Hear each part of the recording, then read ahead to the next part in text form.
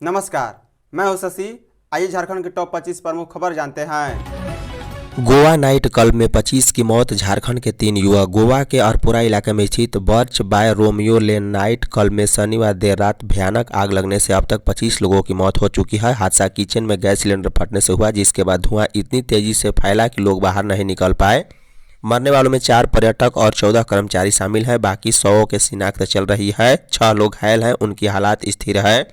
मृतकों में झारखंड के 3 युवक भी हैं। रांची जिले के फतेहपुर गांव के सगे भाई प्रदीप महतो और विनोद महतो तथा खुट्टी जिले के कारा प्रखंड के गोविंदपुर गांव के मोहित मुंडा रोजी रोटी के लिए गोवा गए थे और इसी क्लब में काम करते थे।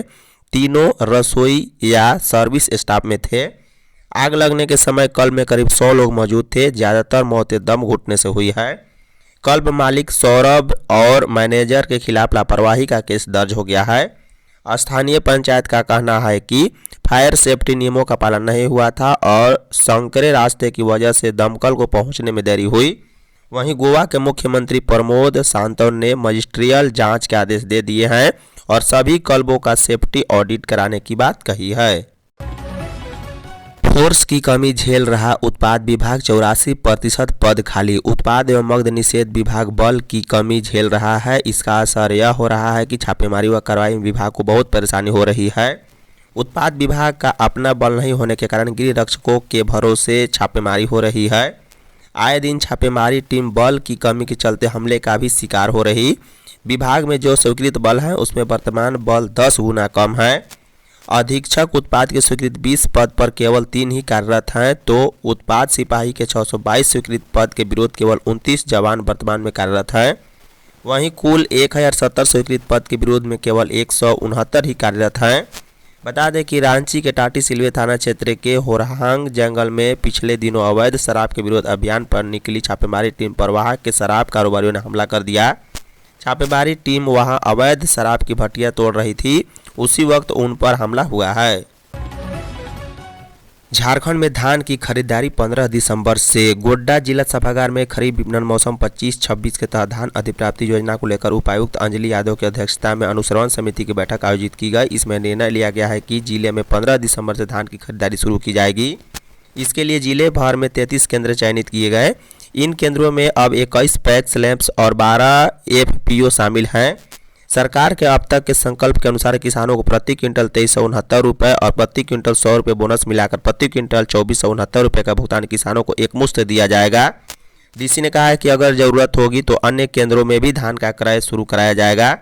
बैठक में उपायुक्त के साथ जिला आपूर्ति पदाधिकारी अविनाश कुमार ने खरीफ विपणन मौसम 24-25 में की गई धान अधिप्राप्ति के आंकड़े एवं खरीफ विपणन मौसम 25-26 के धान अधिप्राप्ति के लिए किए गए तैयारी के संबंध में जानकारी दी है।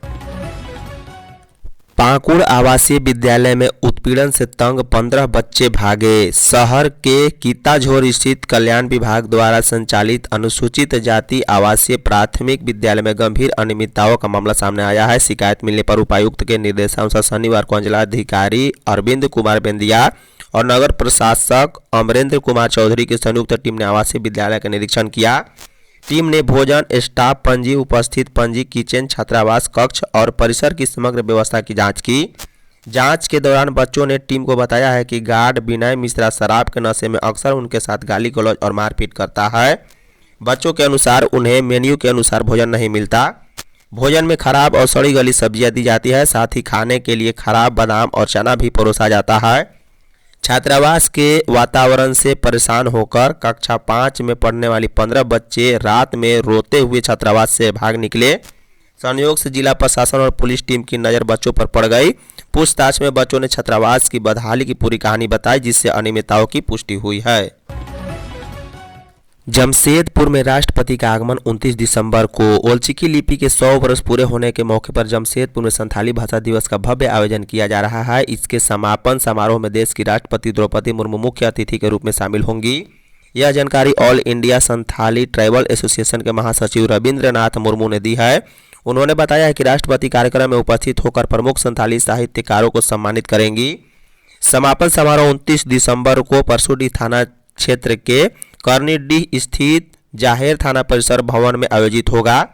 आयोजन की तैयारियां शुरू हो चुकी है और स्थानीय प्रशासन सुरक्षा व्यवस्था को लेकर विशेष योजना बना रहा है। बता दें 22 से लेकर 29 दिसंबर तक देश भर में संथाली भाषा दिवस का आयोजन होगा, जिसमें दिल्ली, पश्चिम बंगाल, उड़ीसा, असम और झारखंड शामिल हैं। ओल्चिकी लिपि के शब्दावली वर्ष को ध्यान में रखते हुए इस बार आयोजन और अधिक विस्तृत रखा गया है। हजारीबाग से टीएसपीसी के 4 अपराधी गिरफ्तार। हजारीबाग के केरेडारी इलाके में पुलिस ने बड़ी सफलता पाई है। पुलिस ने बुंडू जंगल के पास बड़ी वारदात को अंजाम देने की फिराक में जुटे 4 कुख्यात अपराधियों को गिरफ्तार किया है। उनके पास से एक कार्बाइन, मशीनी गन, 3 पिस्टल और भारी मात्रा में जिंदा कारतूस भी बरामद किए गए। मिली जानकारी के अनुसार पुलिस को गुप्त सूचना मिली थी कि कुछ अपराधी लोग बुंडू जंगल के पास हथियार लेकर किसी बड़ी वारदात की तैयारी में जुटे हैं। सूचना मिलते ही एसडीपीओ बड़का गांव की अगुवाई में पुलिस टीम बनाई गई। शाम करीब 7:30 बजे पुलिस टीम बुंडू गांव पहुंची और बुंडू से कोल्ले जाने वाली सड़क पर छापेमारी शुरू की। पुलिस को देखते ही कुछ लोग भागने लगे, लेकिन पुलिस ने 4 अपराधियों अर्जुन, समीर, राहुल और निखिल विश्वकर्मा को पकड़ लिया है। इसके पास से कार्बाइन, मशीन गन, 3 पिस्टल, जिंदा गोली, मोबाइल और अन्य सामान भी बरामद हुआ है। पलामू जिले में एकलव्य मॉडल आवासीय विद्यालय की मांग। पलामू सांसद विष्णु दयाल राम ने जनजातीय कार्य मंत्रालय भारत सरकार के सचिव रंजना चोपड़ा को पत्र लिखा है। उन्होंने इस पत्र में नई दिल्ली स्थित शास्त्री भवन मंत्रालय कक्ष में व्यक्तिगत रूप से मुलाकात कर पलामू संसदीय क्षेत्र के अंतर्गत रामगढ़ प्रखंड में एकलव्य मॉडल आवासीय विद्यालय स्थापित करने की मांग की गई है। विष्णु दयाल ने अपने पत्र में कहा है कि रामगढ़ प्रखंड में बड़ी संख्या में अनुसूचित जनजाति के लोग निवास करते हैं, लेकिन गुणवत्तापूर्ण आवासीय शिक्षा के अभाव में स्थानीय विद्यार्थियों को गंभीर शैक्षणिक चुनौतियों का सामना करना पड़ रहा है। ऐसे में एकलव्य मॉडल आवासीय विद्यालय की स्थापना से न केवल शैक्षणिक अवसरों का विस्तार होगा, बल्कि ड्रॉप आउट दर में कमी आएगी और आदिवासी समुदायों के समग्र सामाजिक आर्थिक विकास को भी बढ़ावा मिलेगा। इंडिगो की उड़ानें रद्द होने से ट्रेनों में अतिरिक्त कोच की मांग। राजधानी रांची से इंडिगो की उड़ानें रद्द होने के बाद यात्रियों की बढ़ती भीड़ अब रेलवे पर निर्भर हो रही है। स्थितियों को देखते हुए झारखंड चेंबर ऑफ कॉमर्स ने रांची रेल मंडल के डीआरएम को पत्र लिखकर प्रमुख ट्रेनों में अतिरिक्त कोच लगाने की मांग की है। चेंबर की ओर से भेजे गए पत्र में कहा गया है कि उड़ानें रद्द होने की वजह से अचानक यात्री संख्या बढ़ी है। इसके कारण रांची रेल मंडल की ट्रेनों में सीटों की तुलना में प्रतीक्षा सूची तेजी से बढ़ रही है और यात्रियों को टिकट की उपलब्धता में कठिनाइयों का सामना करना पड़ रहा है। चेंबर के महासचिव रोहित अग्रवाल ने बताया है कि यात्रियों की सुविधा के लिए रेलवे द्वारा कुछ ट्रेनों में अतिरिक्त कोच लगाए गए हैं, लेकिन मौजूदा स्थिति में यह पर्याप्त नहीं है। उन्होंने मांग किया है कि मांग और प्रतीक्षा सूची के विश्लेषण के आधार पर अधिक भीड़ वाली ट्रेन में तुरंत अतिरिक्त कोच जोड़े जाए ताकि यात्रियों को राहत मिल सके। झारखंड में पर्यटन को अब मिलेगा बढ़ावा। राज्य सरकार राज्य के पर्यटन स्थलों का प्रमोशन डिजिटली माध्यम से भी कराएगी। पर्यटन स्थलों के प्रचार प्रसार से लेकर पर्यटकों को दी जाने वाली आवागमन, आवासन आदि सुविधाओं की ऑनलाइन बुकिंग के लिए ऑनलाइन ट्रेवल मैनेजमेंट प्लेटफॉर्म का उपयोग किया जाएगा। पर्यटन, कला, संस्कृति एवं खेलकूद विभाग के निर्देश पर पर्यटन निदेशालय ने ऑनलाइन ट्रेवल मैनेजमेंट प्लेटफॉर्म के लिए निजी एजेंसी के चयन की प्रक्रिया शुरू कर दी है। इस ऑनलाइन प्लेटफॉर्म के लिए video, reel, story telling, campaign और मोशन ग्राफिक्स सहित हाई क्वालिटी कंटेंट तैयार होंगे। बता दें कि झारखंड पर्यटन की डिजिटल विजिबिलिटी और ब्रांड पोजीशनिंग के माध्यम से घरेलू और अंतर्राष्ट्रीय पर्यटकों को आकर्षित करने का प्रयास किया जाएगा। गोवा नाइट क्लब अग्निकांड के बाद झारखंड में सतर्कता। गोवा में नाइट क्लब में आग लगने की घटना के बाद राज्य सरकार ने विशेष सतर्कता बरतने के निर्देश दिए हैं। खाद्य आपूर्ति मंत्री डॉक्टर इरफान अंसारी ने राज्य के सभी पदाधिकारियों को सख्त निर्देश जारी किए हैं कि रूफटॉप और छतों पर संचालित बार, रेस्टोरेंट एवं होटलों की फायर सेफ्टी एवं संरचनात्मक सुरक्षा की तत्काल जाँच सुनिश्चित की जाए। सभी जिलों को निर्देश दिया गया है कि वे 1 सप्ताह के भीतर विस्तृत जाँच रिपोर्ट राज्य सरकार को सौंपे। डॉक्टर इरफान अंसारी ने स्पष्ट कहा है कि हेमंत सोरेन के नेतृत्व में महागठबंधन की सरकार है, यहाँ किसी भी प्रकार की लापरवाही बर्दाश्त नहीं की जाएगी। अधिकारियों को कहा गया है कि राज्य के सभी होटल और रेस्टोरेंट की जांच करें और किचन की नियमित एवं सख्त साफ सफाई पर अमल कराएं। गैस पाइपलाइन, चूल्हा एवं चिमनी सिस्टम की तकनीकी जाँच हो। झारखंड में घर बैठे किसानों को मिलेगा केसीसी लोन। झारखंड राज्य के किसानों के लिए अच्छी खबर है। राज्य के किसानों को अब कृषि लोन के लिए न तो लंबा इंतजार करना पड़ेगा और न ही बैंकों के चक्कर काटने होंगे। बता दें 3 से 4 दिनों में उन्हें बिना किसी झंझट के लोन की राशि स्वीकृत होकर उनके खाते में आ जाएगी। यह सुविधा उन्हें ई-केसीसी पोर्टल के माध्यम से उपलब्ध कराई जाएगी। इसके लिए NABARD, Jharkhand state cooperative bank एवं सेंट्रल कोऑपरेटिव बैंक धनबाद ने एक द्विपक्षीय करार किया है। बता दें, कृषि सचिव अब्बू बकर सिद्दीकी के उपस्थिति में नाबार्ड, जेएससीबी एवं सीसीबी के प्रतिनिधियों ने एमओयू पर हस्ताक्षर किया। बता दें कि राष्ट्रीय कृषि और ग्रामीण विकास बैंक ने चेन्नई स्थित 24/7 मॉर्निंग वर्क्स काउंसलिंग के सहयोग से ग्रामीण बैंकिंग संस्थाओं के लिए ई किसान क्रेडिट पोर्टल तैयार किया है, ताकि किसान क्रेडिट कार्ड धारकों को बगैर विलंब किए समय पर लोन दिया जा सके। ग्रामीण सहकारी बैंकों और क्षेत्रीय ग्रामीण बैंकों के लिए विशेष रूप से डिजाइन किए गए इस पोर्टल के माध्यम से किसान बैंक गए बिना ही लोन का कागज रहित प्रक्रिया पूरी कर सकेंगे। लंबित अबुआ आवास को पूरा करने के लिए मिले 23 करोड़ रुपए। राज्य संपोषित अबुआ आवास के लाभुकों के लिए राहत भरी खबर है। इस मद में राज्य सरकार ने जिला प्रशासन को 23 करोड़ रुपए आवंटित किए हैं। जिला प्रशासन ने भी सभी प्रखंडों को राशि उप आवंटित कर दी है।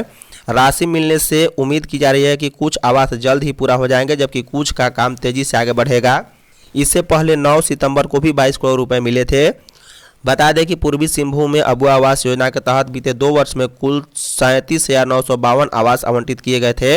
इनमें से वित्तीय वर्ष 23-24 में 8138, जबकि 24-25 में 29,814 आवास शामिल हैं। वित्तीय वर्ष 23-24 में 5837, जबकि 24-25 में आवंटित आवास के विरुद्ध 1930 आवास ही पूरा हो सके। इस प्रकार दोनों साल मिलाकर कुल 37,952 आवास मिले थे, जिनमें से 7767 ही पूरा हो सके हैं, जबकि 30,000 अब भी अधूरे हैं। अब 5837 घर पूरे, जबकि चौथा इंस्टॉलमेंट मात्र 755 को वित्तीय वर्ष 23-24 में आवंटित। कुछ 8138 आवास के एवज में मात्र 755 को ही चौथा इंस्टॉलमेंट दिया गया है। जमशेदपुर में अचानक मरने लगे काले हिरन, 10 की मौत। झारखंड के जमशेदपुर स्थित एक चिड़ियाघर में अचानक काले हिरन मरने लगे हैं। पिछले 6 दिनों में 10 काले हिरणों की मौत हो गई है। टाटा स्टील जूलॉजिकल पार्क में हिरणों की मौत 1 दिसंबर से 6 दिसंबर के बीच हुई है। आखिरी हिरन की मौत शनिवार को हुई है। बता दें, उप निदेशक डॉक्टर नईम अख्तर ने बताया है कि उद्यान में अब तक 10 काले हिरन की मौत हो चुकी है। हिरन के शव को जांच और मौत के सही कारण का पता लगाने के लिए रांची पशु चिकित्सालय महाविद्यालय में भेजा गया है। ऐसा लगता है कि यह जीवाणु संक्रमण के कारण हुआ है। रांची पशु चिकित्सक महाविद्यालय की पशु चिकित्सा पैथोलॉजी विभाग की सहायक प्रोफेसर प्रज्ञा लकड़ा ने बताया है कि शव का पोस्टमार्टम हो चुका है। उन्होंने कहा है कि संदेह है कि यह HS रक्तस्रावी है, जो पारसेला प्रजाति के बैक्टीरिया से होने वाला एक जीवाणु जनित रोग है। इस रोग को पाश्चेरोसिस भी कहा जाता है। उन्होंने कहा है कि इस मामले में आगे की जांच सोमवार को की जाएगी। गढ़वा को शीतलहर से राहत के लिए 3 लाख की स्वीकृति। कड़ाके की ठंड और शीतलहर को देखते हुए झारखंड सरकार गृह कारा एवं आपदा प्रबंधन विभाग ने जिला के लिए 3 लाख रुपए की राशि स्वीकृत की है। यह धनराशि वर्ष 2023-24 के प्राकृतिक आपदा मद से उपलब्ध कराई गई। उसका उद्देश्य गरीब, असहाय और जरूरतमंद लोगों को ठंड से राहत देना है। स्वीकृत राशि का उपयोग शीतलहर प्रभावित क्षेत्रों में अलाव की व्यवस्था, राहत सामग्री वितरण और अन्य आवश्यक उपायों को सुदृढ़ करने में किया जाएगा। जिला प्रशासन द्वारा सभी प्रखंडों और नगर निकायों को इसके लिए आवश्यक निर्देश जारी किए गए हैं। स्वीकृत राशि को जिला के विभिन्न नगर निकायों और अंचलों में उनकी जनसंख्या और आवश्यकता के आधार पर वितरित किया गया है। वहीं नगर परिषद गढ़वा को 31,500, नगर पंचायत मझियाओं को 16,200, नगर पंचायत श्री बंशीधर नगर को 25,500 आवंटित किया गया है। वहीं गढ़वा अंचल अधिकारी को 26,400, मेराल को 24,000, डंडा को 36,000 और डंडई को 10,000, मझियाओं को 10,000 और कांडी को 19,000 आवंटित किए गए हैं।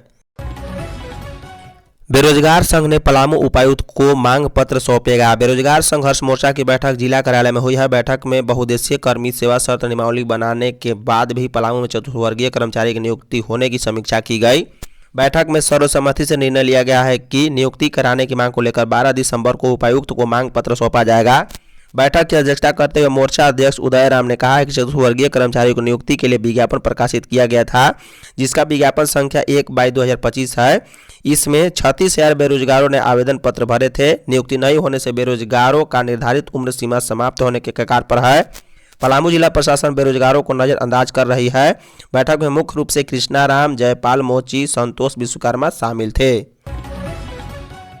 झारखंड में जनरल वर्ग के छात्रों की छात्रवृत्ति बढ़ेगी। राज्य में 9वीं से लेकर 12वीं कक्षा में अध्ययनरत सामान्य वर्ग के विद्यार्थियों की भी छात्रवृत्ति की राशि बढ़ेगी। सोमवार को होने वाली कैबिनेट की बैठक में स्कूली शिक्षा एवं संस्था विभाग के इस प्रस्ताव पर स्वीकृति मिल सकती है।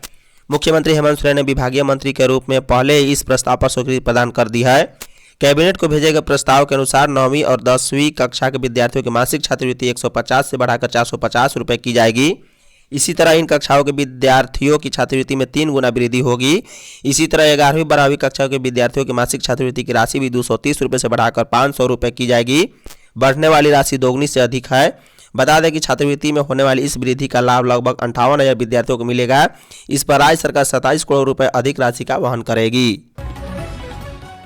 धनबाद में बेरोजगारों को नौकरी का मौका। बेरोजगारों को निजी कंपनी में नियोजन का अवसर मिलेगा। श्रम नियोजन प्रशिक्षण एवं कौशल विभाग की ओर से दंतोपंत ठेगरी रोजगार मेला का आयोजन 9 दिसंबर को ऑफिसर्स क्लब सिंदरी में किया जाएगा। सुबह 10 से लेकर शाम 4 बजे तक आयोजित होने वाले मेले में 1256 पुरुष और 462 महिलाओं के चयन के लिए 19 कंपनियां आ रही है। स्थानीय स्तर पर धनबाद की कई नियोजन कंपनियां शामिल होगी। साथ ही बेंगलुरु, इंदौर, पुणे, चेन्नई और दुबई में भी काम का मौका मिलेगा। बता दें प्रिंसिपल से लेकर ड्राइवर तक के पदों पर नौकरी के लिए चयन होगा। मेले में भाग लेने के लिए झारखंड के किसी भी नियोजनालय से निबंधित होना अनिवार्य है। आवेदक सभी शैक्षणिक प्रमाण पत्र, आधार कार्ड, 2 फोटो, बायोडाटा, नियोजनालय का निबंधन कार्ड तथा न्यूनतम अंचलाधिकारी से निर्गत स्थानीय निवासी प्रमाण पत्र के साथ भाग ले सकते हैं। झारखंड में सावित्रीबाई फुले किशोरी की छात्रवृत्ति नहीं मिली। झारखंड के 2157 सरकारी स्कूलों की छात्राओं को सावित्रीबाई फुले किशोरी की छात्रवृत्ति की राशि नहीं मिल पा रही है। इन स्कूलों ने अब तक ई-विद्यावाहिनी के माध्यम से आवेदन नहीं किया है। इसी वजह से 8वीं से लेकर 12वीं तक की छात्राओं को इसका लाभ नहीं मिल पा रहा। इसमें अधिकांश मिडिल स्कूल या फिर अपग्रेडेड हाई स्कूल हैं जिनकी छात्राओं को यह राशि नहीं मिल सकी। ये स्कूल यू डैश पर अपनी छात्राओं का नाम नहीं चढ़ा सके। इसमें यह भी समस्या आ रही है कि जो मिडिल स्कूल हैं वहाँ की छात्राओं का यू डैश में आंकड़ा नहीं चढ़ा। वहीं जो हाई स्कूल या फिर अपग्रेडेड हाई स्कूल में नामांकन कराई है उनका भी नाम यू डैश में नहीं जुड़ सका। इसकी वजह से छात्राओं को छात्रवृत्ति नहीं मिल पा रही। इसमें सबसे ज़्यादा 405 स्कूल पलामू जिले के हैं जहां की छात्राओं को यह राशि नहीं मिल पा रही। वहीं गिरिडीह के 298, गुमला के 208, रांची के 196 और गोड्डा के 122, साहेबगंज के 116 स्कूल की छात्राओं इसका लाभ नहीं ले पा रही है। कैबिनेट की बैठक आज पेशा पर लग सकती है मुहर। मुख्यमंत्री हेमंत सोरेन की अध्यक्षता में सोमवार को कैबिनेट की बैठक होगी। बैठक में पेशा एक्ट की नियमावली को मंजूरी मिल सकती है। झारखंड पंचायती राज अधिनियम 2001 के तहत पंचायत उपबंध अधिनियम 1996 पेशा एक्ट को लेकर भी नियमावली को कैबिनेट में रखा जाएगा। बता दें इसकी मंजूरी मिलने के बाद चलते विधानसभा सत्र में इसे सभा के पटल पर भी रखा जा सकेगा। प्रोजेक्ट भवन में आयोजित होने वाली बैठक में जनजातीय समुदाय को भी एक तरफ तोहफा सरकार दे सकती है। सोहराई पर्व पर भी 2 दिनों के अवकाश को लेकर निर्णय लिया जा सकता है।